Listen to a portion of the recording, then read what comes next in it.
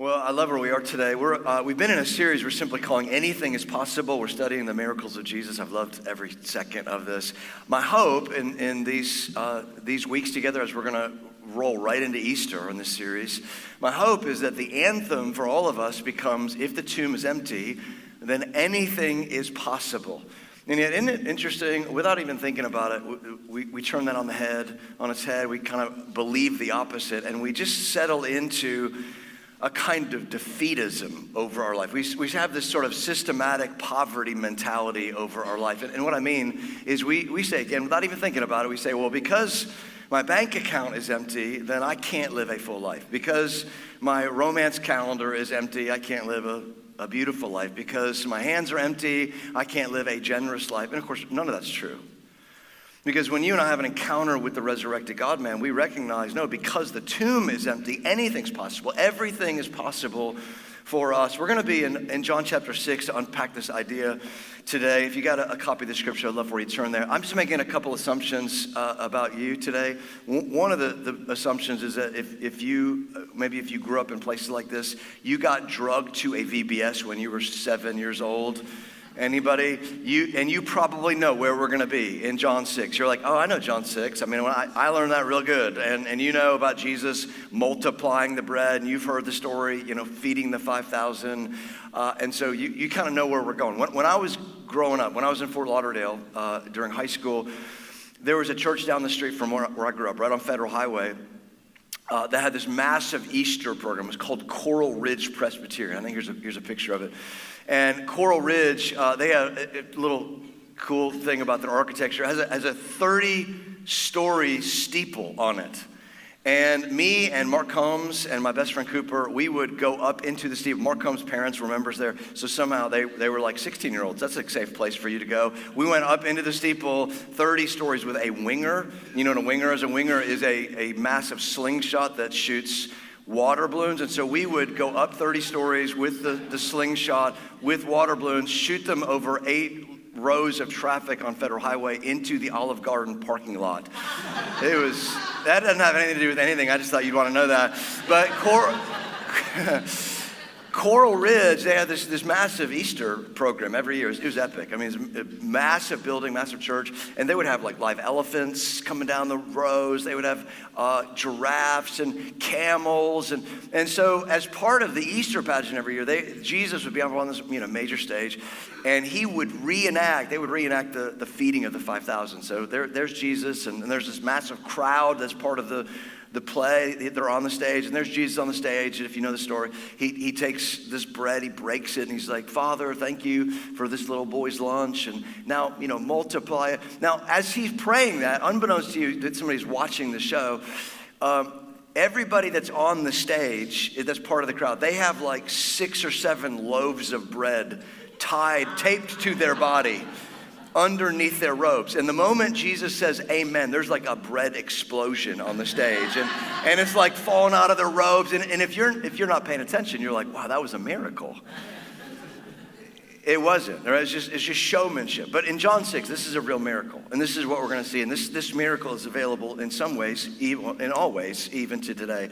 John chapter 6, this is where we're going to be.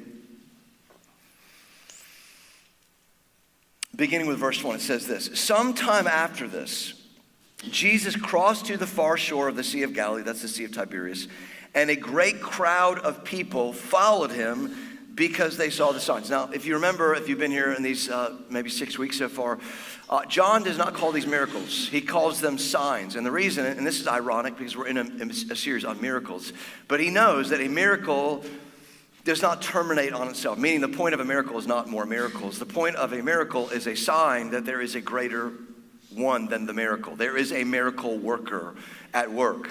And so it says, and a great crowd of people followed Jesus, because they saw the signs he had performed by healing the sick. Then Jesus went up on a mountainside, and he sat down with his disciples. The Jewish Passover festival was near. And when Jesus looked up, he saw a great crowd coming toward him, and he said to Philip, one of his disciples, he says, where shall we buy bread for these people to eat? He asked this only to test him, For he already had in mind what he was going to do. Now, some of you are like, wait a minute, wait. God tests us? Yeah, we talked about that last week. Yes, he tests us. He tests Philip. He's basically saying, Philip, are you going to trust me? Are you going to trust me when it doesn't make sense? Are you going to trust me when it feels impossible? And it's just a reminder for us, whatever pain point is in your life right now, I mean, just think about it. Whatever place of pain, whatever place of uncertainty in your life, all of that always is a reminder for us to say, okay, even in this, God's sovereign. God's in charge. God's involved. And he has in mind something for me that's going to be good for me. And so he tests Philip, and Philip answers, and he says, Lord, it would take more than half a year's wages. Maybe in your translation it says 8 months' wages. It would take more than half a year's wages to buy enough bread for each one to have a bite. So Philip, he's doing the math like most of us would do. And he's like, Lord, if we had 8 months' wages and we don't have 8 months' wages, I think somebody's been dipping into the purse, i.e. Judas. He's like, if we had 8 months' wages, it would not be enough for all of these people to have a bite. I mean, like, Philip's like, I'm counting. He's like, there's at least 5,000 men here, and some of them brought their spouses, and there's a bunch of crumb-eating kids around here, and so, like, we do not have enough. And I'm reading this, I mean, just slowly digesting this, realizing the default for Philip, like for many of us, the default is there's not enough. The default is, this is impossible. The default is, in spite of Jesus being in the room with me, like there is no way forward. Now, honestly, as I look at this, I'd like to think this about me. It's probably not true. But if I were back then, if I were one of the disciples, I was the 11th. I was the 13th. The guy that nobody knew about. I was the 13th. And if I were there, I'd like to think I'd be like, Philip, what are you talking about? Like, seriously, like a month ago, don't you remember we were in Cana and Jesus turns that nasty water into wine? Like, all we have to do is bring a stick to Jesus and he turns it into a breadstick. But nobody reminded him of that. They have quick memories to forget. And so the mantra here is, it's impossible. There's nothing to do. There's not enough. Another one of the disciples, Andrew, Simon Peter's brother, spoke up. And he says, Jesus, here's a boy with 5 small barley loaves and 2 small fish. Now, at least as we're reading this, we're like, okay, at least somebody's got a little bit of faith. At least somebody remembers Cana. Andrew, he remembers. And so he grabs this kid who's got 5 small barley loaves. And it's helpful to note that barley was the grain of the poor. So Andrew, does not get a kid with a lot of resources. He gets a poor kid. And he's like, Jesus, I stole this kid's Lunchable. Can you do something with this? I mean, even this. I've preached this text, I don't know, 30 times, maybe more than that in 25 years of ministry. And I'm always enamored with a kid, in spite of the fact that, like he's just mentioned, there's not a chapter in any commentary about this kid. But as I read this, as I put on like my sanctified imagination, I'm like, I love this kid. This kid is the star of the story. This kid, maybe 8 years old, 10 years old, just making that up. He has an unhindered, an unmarked faith. Like he's not old enough to be disappointed. He's not old enough to have made up his mind that things are impossible, even when Jesus is around. And really what this kid does is this kid comes and he's like, I've got 5 small barley loaves. I've got a couple fish. And he's like, I actually believe this is all I had for me today, but I really believe, like, if I can take this little bit out of my hands and I can take it out of my hands and I can put it in the hands of Jesus, Jesus will do exponentially more with it in his hands than if it had stayed in my hands. Now, if you're hearing that going, that seems like a good segue into giving. It is. There are 3 attitudes when it comes to your money, my money. The first attitude is always, what is mine is mine. That's called selfishness, if you're wondering. The second attitude is always, what is yours is mine. And in individual settings, that's called stealing. When it comes to the government, that's called socialism. And then the third attitude is always, sorry, that's a different conversation. You can email me later. The third attitude is always, And this is for God's people. This is people that have said yes to Jesus, have surrendered their lives, saying, you get my eternity, and you also get my present moments. The attitude is, what is mine is actually yours.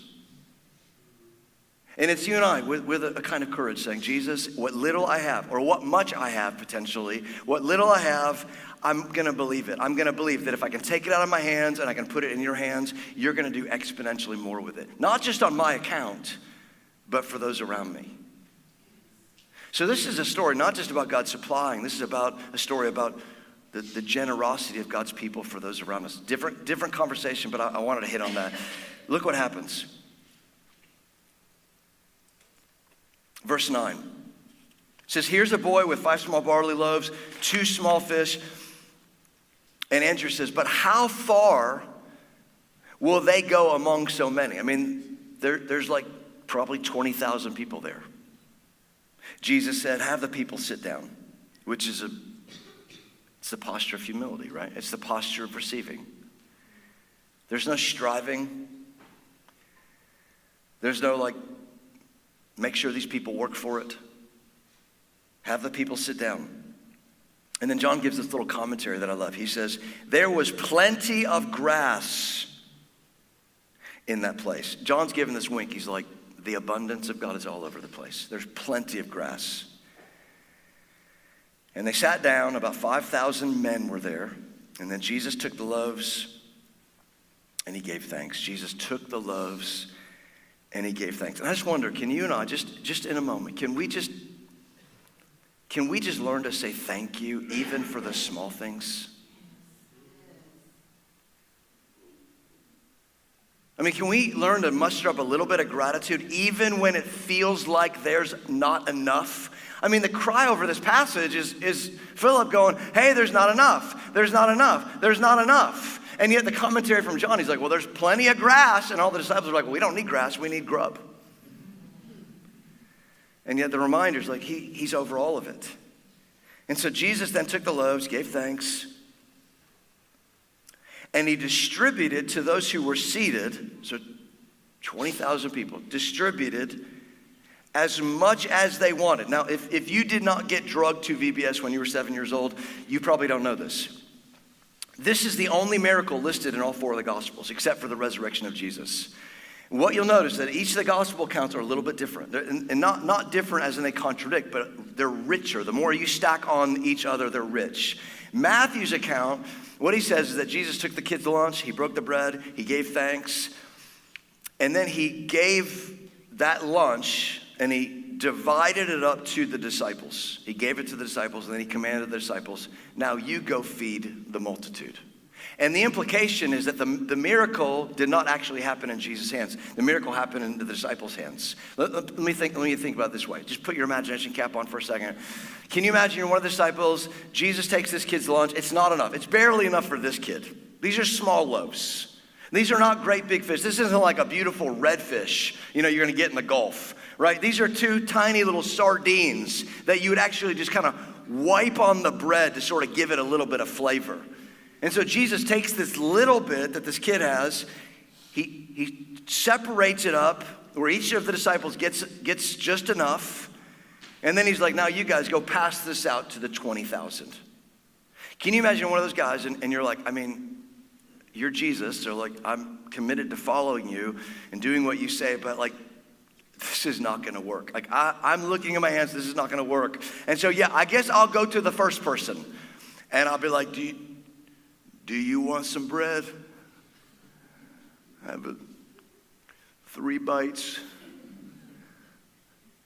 But then my hands are gonna be empty, and then I'm gonna go to the second person, and my hands are empty, and I'm gonna be like, do you want some bread? Because I don't have any bread. Like, I'm gonna be so embarrassed. I'm gonna look like a moron going to tell people and ask people, do you want some bread, knowing I don't have any bread? And so let me just ask you, when was the last time Jesus told you, and he's allowed to do that, when was the last time Jesus commanded you? He's like, I'd go do this. When was the last time he told you to go do something and it felt so foolish that if he did not show up for you, that you were gonna look like a moron? Because listen, if that's not fairly normative in your Christian experience, It just means you're not listening to the Good Shepherd. Here's my point. The miracle happened for the disciples when they emptied their hands. Like it only happened when they began to give what they had away, and then things began to multiply in their hands. And then look what happens. It says, Jesus did the same thing with the fish. I mean, he took the two little fish, spreads them out among the disciples. It says when they had all had enough to eat, meaning the 20,000, he said to his disciples, gather the pieces that are left over, let nothing be wasted. So they gathered them and filled 12 baskets. Now, how many disciples were there? 12. I don't think that's a coincidence. This is like the first swag bag. I mean, he's just like, hey guys, good work. Now you get the leftovers, take them home. It's beautiful. And filled the 12 baskets with the pieces of the 5 barley loaves left over by those who had eaten. After the people saw the sign Jesus performed, they began to say, this is the crowd now, surely this is the prophet who is to come into the world. Jesus, knowing that they intended to come and make him king by force, and by the way, he's not interested in being king anywhere. He's interested in being sovereign ruler over the nations, over every nation. He's not King Jesus just for America. He's King Jesus over every nation. Jesus, knowing they intended to put him on a human throne, he withdrew again to a mountain by himself. Now, here's the thing. This is a true story about God supernaturally meeting our needs. This is God again and again and again reminding us with a voice over our lives, I'm more than enough for you. I'm more than enough for you. I'm more than enough. Like even in seasons of famine, he's like, I'm gonna be more than enough for you. He's like, I'll send a bird with a lunch to drop it in your lap if you are in the right position to catch the lunch. He's like, I'm more than enough for you. He's like, you got some oil? He's like, I can use that. Go ask your neighbors for some jars, because if you got something to fill, I'll fill it. I'm more than enough for you.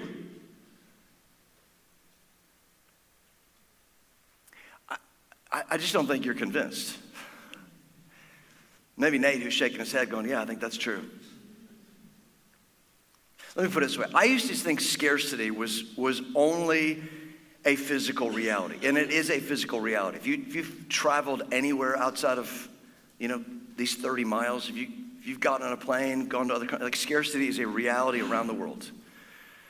But what I have also discovered in my Christian walk with Jesus, and certainly as I open the Bible, it's so clear, the scarcity mentality is actually something to be repented of.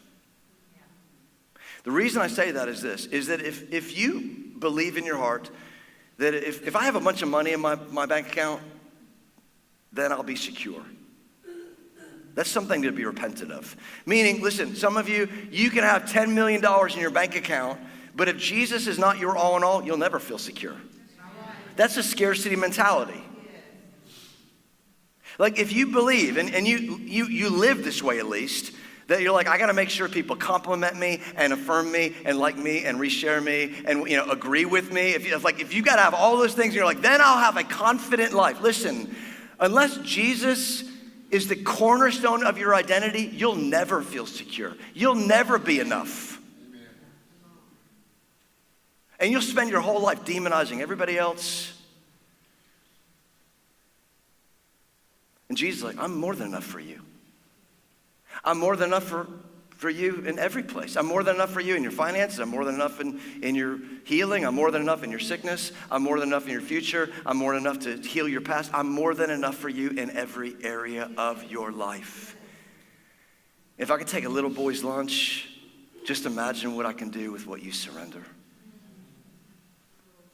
Now let me put a little asterisk next to this.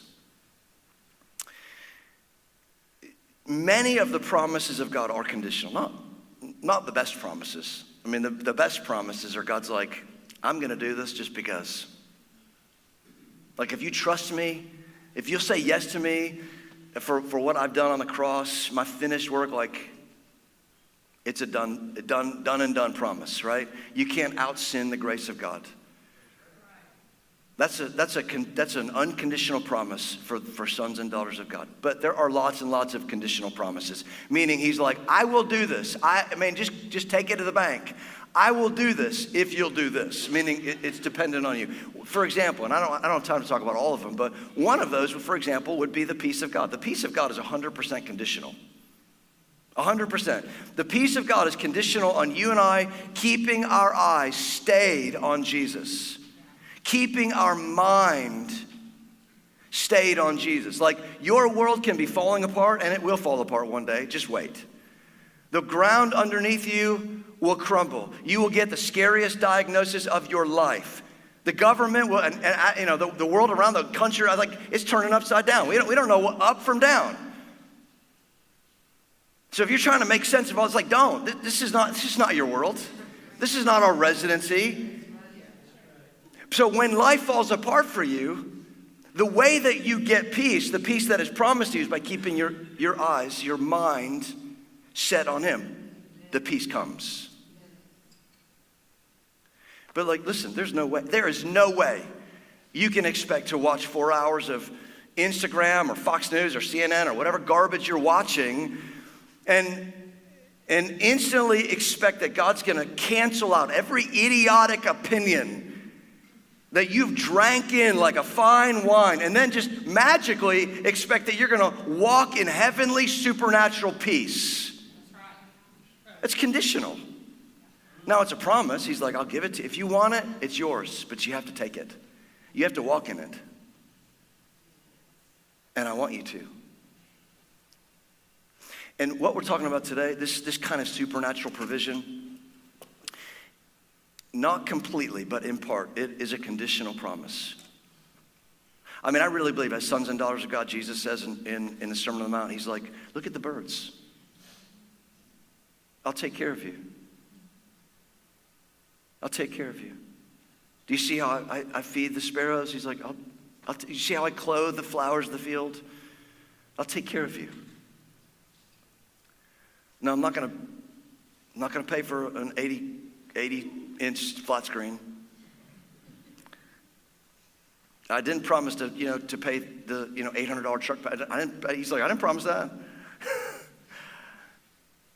He's like, I didn't promise to come behind your idiocy. But I'm going to take care of you. I'm going to sustain you. I'm going to be enough for you. But part of the conditional promise of God taking care of us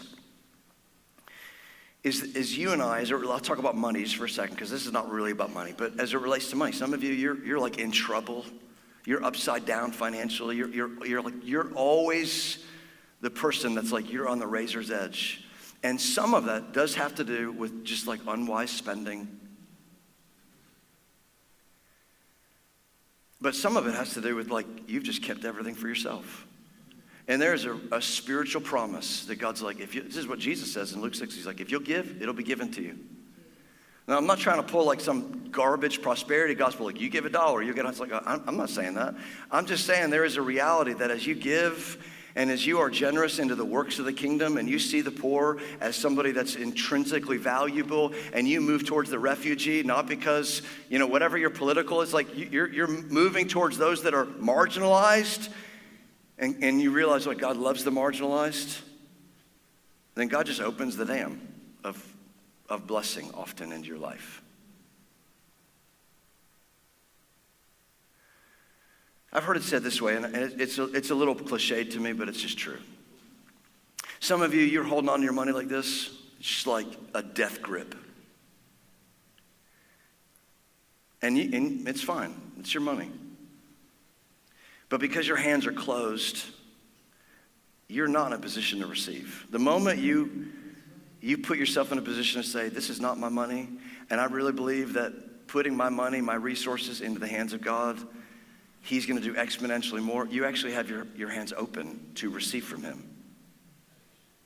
Now that illustration breaks down eventually, keep going. But I think the principle is true. And listen, this is true now apart from money. Some of you have a death grip on your relationships and you're wondering why the relationships are not flourishing. If you want your relationships to flourish, just like this little boy's lunch, you surrender it to Jesus. Jesus, you can do more with this relationship than I can ever do. I wonder why my wife is suffocating in my relationship. I don't know. I thought controlling her was going to work. It's like, no. You surrender your wife to the Lord. You bless her. You serve her like Jesus served the church. Jesus can do more in your marriage than you could ever do. Trying to control your purity. It's like, I'm going to put, 1,000 barriers around your purity. And sometimes you got to cage the lion. You got to cage the thing that might kill you. But ultimately, when it comes to your heart and comes to your purity, the way that you get free is by surrendering it. Meaning, I'm going to put my greatest affection on Jesus. He's enough for me. Some of you, it's going to be your business. I'm going to surrender my business to God, and I'm just going to live. I'm going to do a business as it relates to, living a life of integrity, doing the right thing, not stealing, not marginalizing those that are weak. I'm going to be fair to my employees. As you surrender that to the Lord, it's like that little boy surrendering his lunch. God can do immeasurably more with it. Just insert whatever area of crisis you're in, your future, your health, your body, your ambition, all of it. It's like this little boy. I know this doesn't make sense to everybody else, but I'm going to take what little I have and I'm going to give it to Jesus. He can do more with it than I can do with it.